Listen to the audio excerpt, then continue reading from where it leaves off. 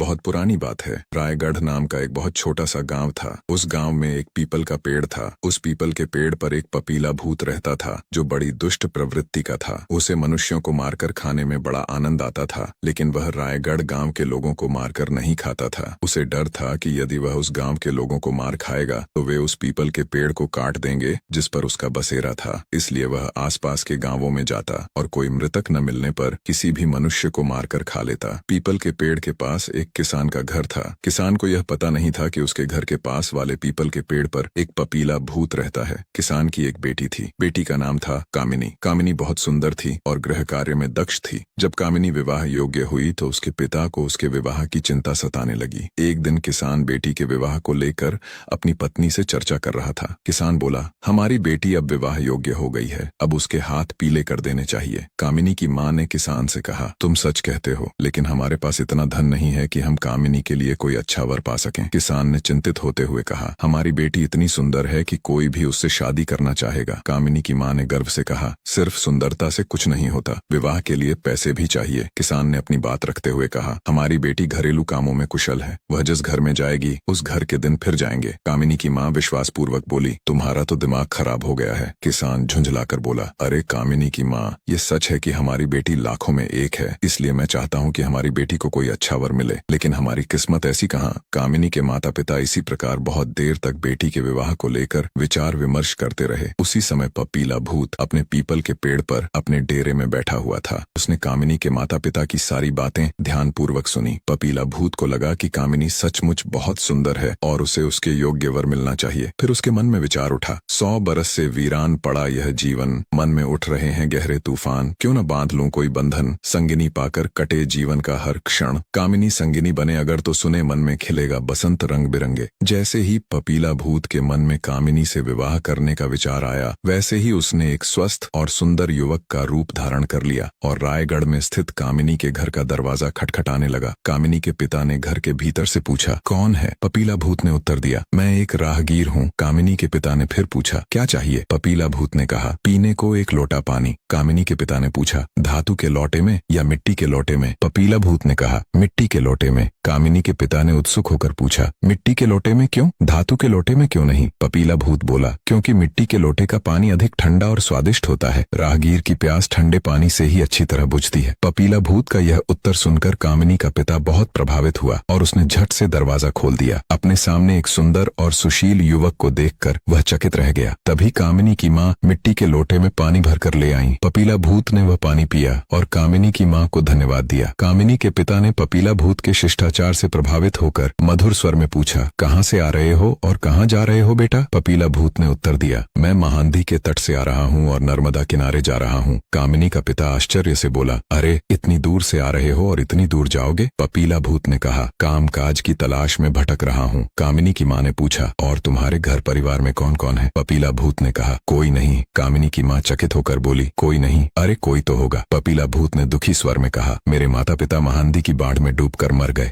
होने को कुछ नाते रिश्तेदार हैं, लेकिन सब स्वार्थी हैं। मेरे पास कोई काम नहीं था, इसलिए सबने मुझे दुत्कार दिया। अब जहाँ भी काम मिल जाएगा वहीं काम करूंगा, अपना घर बसाऊंगा और वहीं रह जाऊंगा, वापस लौटकर नहीं जाऊंगा। ये सुनकर कामिनी का पिता बहुत प्रसन्न हुआ। उसे लगा कि भगवान ने उसकी प्रार्थना सुन ली और घर बैठे एक योग्य युवक भेज दिया। कामिनी के पिता ने कहा, काम तो हमारे गांव रायगढ़ में भी मिल सकता है। तुम ऐसा करो, हमारे गांव के साहूकार के पास चले जाओ और उन्हें अपनी समस्या बताओ, फिर तुम्हारी सहायता अवश्य करेंगे। पपीला भूत ने भोलेपन से पूछा, ठीक है, मैं साहूकार के पास जाता हूँ। यदि मुझे कोई काम मिल गया तो यहीं रह जाऊंगा, और यदि आपके घर के पास उस पीपल के पेड़ के नीचे अपनी झोपड़ी बना लूं तो आपको कोई आपत्ति तो नहीं होगी? कामिनी का पिता बोला, अरे नहीं, भला मुझे कोई आपत्ति क्यों होने लगी? तुम पास में रहोगे तो हमें भी प्रसन्नता होगी। इसके बाद पपीला भूत साहूकार के पास गया। साहूकार ने उससे उसकी योग्यता पूछी, तुम क्या काम कर सकते हो? पपीला भूत ने उत्तर दिया, मैं जीवित को मार सकता हूँ, मृतकों को पुकार सकता हूँ, मंत्रों पर मेरा अधिकार है, सांसों का रखता हूँ व्यापार, डर के साए में जग जीता, मृत्यु के संग में बंधन सीता। साहूकार यह सुनकर चकरा गया और बोला, इसका क्या मतलब है पपीला? पपीला भूत ने सहज होकर कहा, मेरा मतलब है कि मैं फसल काट सकता हूँ और बीज से पौधे उगा सकता हूँ। साहूकार बोला, बहुत बढ़िया, तो तुम खेती भी कर सकते हो और बुद्धि में भी तेज हो। मुझे तुम्हारे जैसा ही होनहार युवक चाहिए था। पपीला भूत ने पूछा, तो क्या मेरी नौकरी पक्की समझूं? साहूकार ने कहा, हाँ। फिर पपीला भूत ने पूछा, पगार कितनी होगी? साहूकार ने हंसकर कहा, यह तो बताओ कितनी चाहिए? पपीला भूत बोला, इतनी कि मैं और मेरी पत्नी आराम से रह सकें। साहूकार चौंका। अच्छा, तो तुम्हारी पत्नी भी है? पपीला भूत हंसते हुए बोला। अभी तो नहीं है, मगर हो जाएगी यदि आप मेरी मदद करें। साहूकार ने उत्सुकता से पूछा। कैसी मदद? पपीला भूत बोला। जिस किसान ने मुझे आपके पास भेजा है उसकी बेटी पर मैं मोहित हो गया हूँ। यदि आप किसान से कहकर उसकी बेटी का विवाह मेरे साथ करा दें तो मेरा जीवन सुखमय हो जाएगा। उस किसान की बेटी का नाम है कामिनी। साहूकार ने कहा, ठीक है, तुम कुछ दिन काम करो। यदि मुझे लगा कि तुम सचमुच कामिनी के योग्य हो तो मैं तुम्हारा विवाह उसके साथ करा दूंगा। इसके बाद पपीला भूत ने काम करना शुरू कर दिया। उसके लिए कोई भी काम कठिन नहीं था। वह चुटकी बजाता, मंत्र फूंकता और देखते ही देखते सब काम पूरा हो जाता। साहूकार पपीला भूत के काम से अत्यंत प्रसन्न हुआ। उधर कामिनी ने भी पपीला भूत को देखा और उसे वह अच्छा लगा। अब तक उसे पता चल गया था कि उसके पिता चाहते हैं कि उसका विवाह उसी युवक से हो, लेकिन यह कोई नहीं जानता था कि वह युवक कोई साधारण मनुष्य नहीं बल्कि एक पपीला भूत है। एक दिन पपीला भूत ने साहूकार को उसका वचन याद दिलाया। यदि मैं आपको कामिनी के योग्य लगता हूँ तो कृपया मेरा विवाह उसके साथ करा दीजिए। साहूकार ने उत्तर दिया, ठीक है, तुम हर तरह से कामिनी के योग्य हो और फिर तुम यहीं रायगढ़ में रहोगे। यह भी अच्छी बात है क्योंकि कामिनी अपने माता पिता की इकलौती संतान है। तुम्हारे यहाँ रहने से उन्हें सहारा भी मिलेगा। पपीला भूत ने विनम्रता से कहा, कामिनी के माता पिता मेरे लिए भी माता पिता समान होंगे। मैं उनका पूरा ध्यान रखूंगा। उचित समय देखकर साहूकार ने कामिनी के पिता से उसकी बेटी और पपीला भूत के विवाह के बारे में बात की। कामिनी के पिता यह सोचकर बहुत प्रसन्न हुए कि जिस युवक को वे अपनी बेटी का दूल्हा बनाना चाहते थे उसकी सिफारिश साहूकार भी कर रहा है। वे हर्षपूर्वक राजी हो गए। शुभ मुहूर्त पर कामिनी और पपीला भूत का विवाह धूमधाम से हो गया। साहूकार ने पपीला भूत की झोपड़ी की जगह एक अच्छा घर बनवा दिया। उस घर में कामिनी और पपीला भूत सुखपूर्वक रहने लगे। कामिनी एक कुशल गृहिणी सिद्ध हुई। वह घर की देखभाल करती और अपने पति की सेवा करती। लेकिन एक रात उसे लगा कि उसका पति रात को उठकर कहीं चला जाता है। पहले तो उसने सोचा कि शायद यह उसका भ्रम होगा, पर लगातार 2-3 रातों तक यही हुआ। आखिरकार उसने सोने का बहाना करके सच्चाई जानने की ठानी। तब उसने देखा कि उसका पति सचमुच आधी रात को उठकर कहीं चला जाता है। यह देखकर कामिनी को बहुत आश्चर्य हुआ। एक दिन उसने अपने पति से पूछ ही लिया, आप रात को उठकर कहाँ जाते हैं? पपीला भूत चौंक कर बोला, तुम्हें कैसे पता चला कि मैं रात को कहीं जाता हूँ? कामिनी ने दृढ़ स्वर में कहा, मैंने अपनी आंखों से देखा है। पपीला भूत ने गहरी सांस लेकर कहा, मैं तुम्हें बताकर दुखी नहीं करना चाहता था। सच तो यह है कि हमारे विवाह को 4 साल हो गए हैं, पर अब तक हमारे कोई संतान नहीं हुई। इसीलिए मैं हर रात उठकर अपने कुल देवता की पूजा करने जाता हूँ ताकि वे प्रसन्न होकर तुम्हारी गोद भर दें। कामिनी ने उत्साहपूर्वक कहा, अरे ऐसा है तो मैं भी आपके साथ चलूंगी। मैं भी आपके कुल देवता की पूजा करूंगी। पपीला भूत ने मना करते हुए कहा, नहीं, तुम नहीं चल सकती। वे मेरे कुल देवता हैं। कामिनी ने दृढ़ स्वर में कहा, जब मेरा तुमसे विवाह हुआ है तो तुम्हारा कुल अब मेरा कुल है और तुम्हारे कुल देवता मेरे कुल देवता हैं। इसलिए मैं तो तुम्हारे साथ हर हाल में चलूंगी। पपीला भूत ने पत्नी की बात मान ली और कहा, ठीक है, चलना। अगली रात जब पपीला भूत उठा तो कामिनी भी उठ बैठी। उसने पूजा की थाली सजाई और पपीला भूत के साथ चल पड़ी। पपीला भूत गांव से निकलकर कामिनी को लेकर घने जंगल में जा पहुंचा। एक स्थान पर रुककर पपीला भूत ने कहा, मैं यहाँ कुल देवता का आह्वान करूंगा, तुम यहीं रुको और कहीं मत जाना।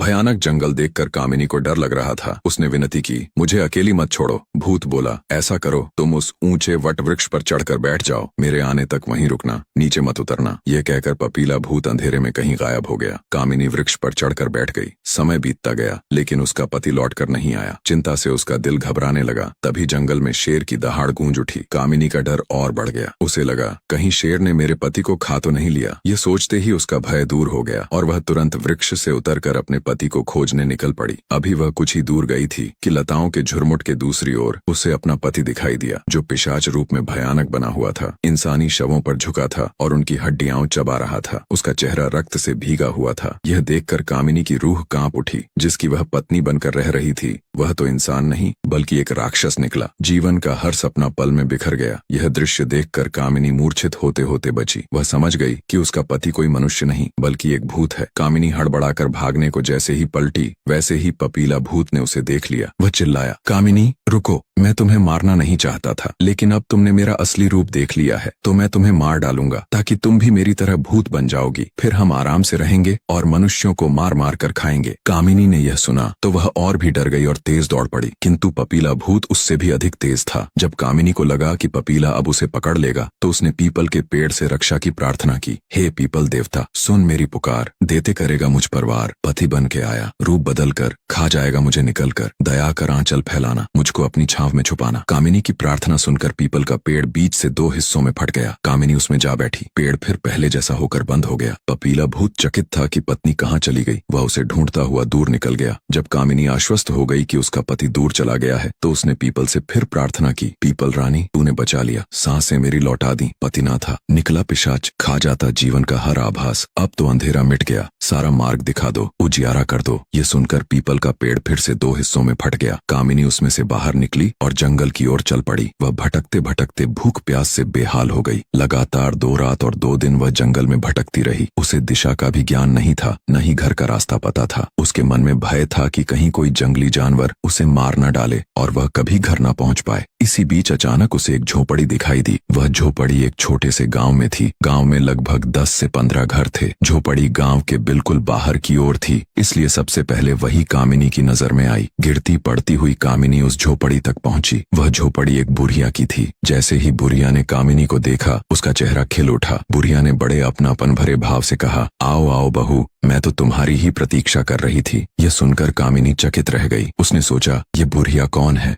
कामिनी ने मन ही मन सोचा, मैं इसे कभी मिली नहीं, कभी देखा भी नहीं, फिर यह मुझे बहू कहकर क्यों पुकार रही है? कहीं यह उस पपीला भूत की साथी तो नहीं है? लेकिन अब कामिनी इतनी थक चुकी थी कि वहां से भाग भी नहीं सकती थी, इसलिए उसने ऊपर से कुछ नहीं कहा। बुढ़िया ने प्रेम से कहा, लो बेटी, पानी पी लो। पानी पीकर कामिनी को तनिक अच्छा लगा। उसकी थकान भी कुछ कम हो गई। तभी उसकी नजर बुढ़िया की झोपड़ी में रखी ओखली और मूसल पर पड़ी। ओखली के पास ही कुछ मानव खोपड़ियां बिखरी हुई थीं। यह देखकर उसे पूरा विश्वास हो गया कि यह बुढ़िया भी उसी पपीला भूत की तरह मनुष्यों को मारकर खाती है, या फिर उनके लिए मनुष्यों को मारकर जमा करके रखती है। उसके मन में, हाय, मैं एक मुसीबत से निकली और अब दूसरी मुसीबत में फंस गई। अपने डर को छुपाते हुए कामिनी ने प्रेमपूर्ण स्वर में पूछा, अम्मा, आप क्या कर रही थीं? क्या ओखली में धान कूट रही थीं? बुढ़िया ने उत्तर दिया, हाँ बेटी, धान ही कूट रही थी। कामिनी ने मूसल पकड़ते हुए धीरे से कहा, आप ठीक कहती हैं, बहू के होते हुए सास को काम करने की क्या आवश्यकता? फिर भी मैं आपको अकेले काम नहीं करने दूंगी। आइए, मैं ओखली में धान डालती हूँ। बुढ़िया उसकी बातों में आ गई। जैसे ही वह ओखली में धान डालने को झुकी, कामिनी ने तुरंत मूसल उठाया और पूरे जोर से बुढ़िया पर वार कर दिया। कुछ ही प्रहारों में बुढ़िया की खाल अलग हो गई। कामिनी ने जल्दी से बुढ़िया के शव को एक ओर छिपा दिया और स्वयं भी छिप गई। तभी अचानक पपीला भूत वहां पहुंचा। उसने आवाज दी, अम्मा, कामिनी तो अब तक मिली नहीं और आज कोई मनुष्य भी नहीं मिला। क्या तुमने किसी को पकड़कर मूर्ख बनाया? लेकिन बुढ़िया तो अब मर चुकी थी। स्थिति संभालने के लिए कामिनी ने तुरंत बुढ़िया की खाल पहन ली और उसकी आवाज में बोली, बेटा, अब यहाँ कोई मनुष्य नहीं मिलता। मैं सोच रही हूँ कि किसी दूसरी जगह चली जाऊं, शायद आज ही निकल जाऊं। ये सुनकर पपीला भूत बोला, ठीक है, जहां भी रहना वहां से मुझे संदेश भेज देना, मैं वहीं आ जाया करूंगा। कामिनी ने बुढ़िया के वेश में हामी भर दी। जब पपीला भूत को विश्वास हो गया कि वहां उसके लिए कुछ खाने को नहीं है, तो वह वापस चला गया। अब कामिनी के मन से पपीला भूत का भय काफी हद तक मिट चुका था। कामिनी ने बुढ़िया की झोपड़ी की सफाई की और वहीं रहने लगी। बुढ़िया का एक छोटा सा खेत भी था जिसमें कामिनी काम करने लगी। उसी गांव में एक युवक अपने माता पिता के साथ रहता था। उसका नाम था मनकू। मनकू का खेत बुढ़िया के खेत के पास ही था। वह प्रतिदिन बुढ़िया को खेत पर आते जाते देखा करता। एक दिन कामिनी खेत जा रही थी कि रास्ते में उसकी रोटियां गिर गईं। मनकू ने देखा तो उसे लगा कि ये रोटियां उस बुढ़िया की हैं। उसने सोचा, अगर मैं इन्हें अभी न दूं तो बुढ़िया को दोपहर में भूखा रहना पड़ेगा। ठीक है, मैं इन्हें संभाल कर रख लेता हूं और दोपहर में जाकर दे दूंगा, फिर साथ बैठकर मैं भी अपनी रोटियां खा लूंगा। मनकू ने रोटियां उठा लीं और मन ही मन योजना बना ली। दोपहर होने पर वह रोटियां लेकर बुढ़िया के खेत पहुंचा, पर वहां बुढ़िया नहीं दिखी। वह उसे ढूंढने लगा। खेत के पास ही एक नदी बहती थी। मनकू ने सोचा, शायद बुढ़िया नहाने नदी पर चली गई हो। यह सोचकर वह नदी की ओर बढ़ा। नदी किनारे पहुंचते ही उसने जो दृश्य देखा, उसे देखकर उसका मन दंग रह गया। नदी में एक अत्यंत सुंदर युवती स्नान कर रही थी। वह युवती नहाकर बाहर निकली, पानी झटकते हुए किनारे आई। फिर उसने बुढ़िया की खाल उठाई और अपने ऊपर पहन ली। यह देखकर मनकू स्तब्ध रह गया, लेकिन उसकी आंखें उस युवती की सुंदरता पर टिक गईं। वह इतना मोहित हो गया कि उसी पल उसने निश्चय कर लिया, मैं इसी युवती से विवाह करूंगा, चाहे कुछ भी हो जाए। मनकू ने कामिनी की रोटियां उसके खेत में एक पेड़ के नीचे रख दी और चुपचाप अपने खेत लौट आया। शाम को जब वह घर पहुंचा तो तुरंत अपने माता पिता से बोला, मैं बुढ़िया से विवाह करना चाहता हूँ। ये सुनकर उसके माता पिता चकरा गए। वे सोचने लगे, यह कैसी बात कर रहा है? वह बुढ़िया तो उसकी माँ से भी अधिक आयु की है। उन्होंने मनकू को बहुत समझाने की कोशिश की, लेकिन मनकू मन ही मन सच्चाई जान चुका था। वह जानता था कि बुढ़िया की खाल के भीतर वही सुंदर युवती छिपी है। समस्या यह थी कि ननकू यह बात किसी से कह नहीं सकता था, क्योंकि कोई उस पर विश्वास नहीं करता। उल्टे लोग उसका मजाक उड़ाते। अंततः माता पिता ने हार मान ली और मनकू को बुढ़िया के साथ विवाह करने की अनुमति दे दी। इस तरह बुढ़िया के रूप में रहने वाली कामिनी का विवाह मनकू से हो गया। कामिनी को डर था कि कहीं किसी दिन पपीला भूत फिर से न आ जाए, इसी कारण उसने बुढ़िया की खाल कभी नहीं उतारी। गांव वालों ने जब देखा कि मनकू ने अपनी माँ से भी बड़ी उम्र की बुढ़िया से विवाह कर लिया है, तो उन्होंने सोचना शुरू किया कि यह बुढ़िया कोई डायन है जिसने मनकू को अपने वश में कर लिया है। धीरे धीरे यह अफवाह पूरे गाँव में फैल गई। मनकू चिंतित हो उठा, अगर गाँव वालों ने मेरी पत्नी को सचमुच डायन समझकर मार डाला तो। इस डर से एक दिन मनकू ने अपनी बुढ़िया पत्नी का चुपचाप पीछा किया। वह देखता रहा कि कब उसकी पत्नी बुढ़िया की खाल उतारकर नदी में नहाने जाती है। जैसे ही कामिनी ने खाल उतारी और पानी में उतरी, मनकू ने वह खाल उठा ली और तुरंत आग में डालकर जला दी। जब कामिनी नहाकर नदी से बाहर आई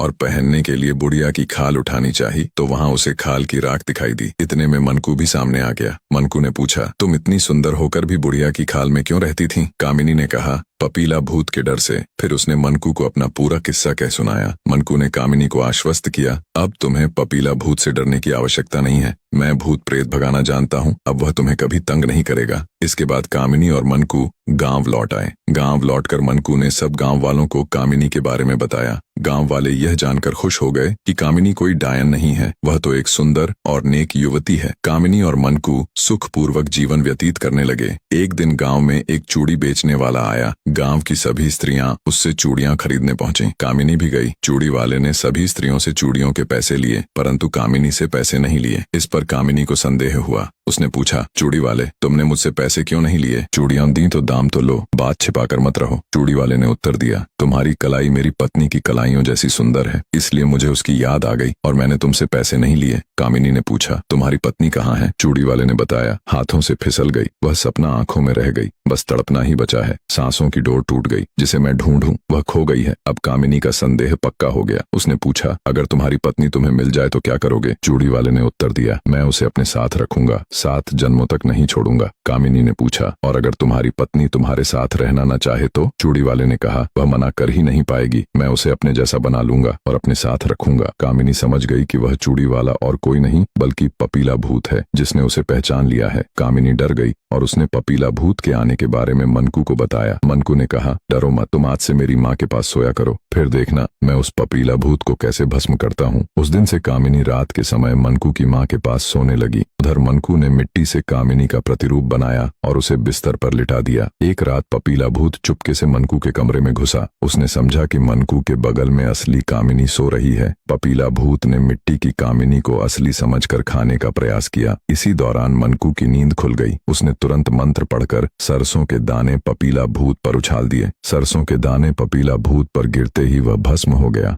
इस प्रकार कामिनी को पपीला भूत के भय से सदा सदा के लिए मुक्ति मिल गई। पपीला भूत के भस्म हो जाने के बाद कामिनी और मनकू सुखपूर्वक अपना जीवन व्यतीत करने लगे।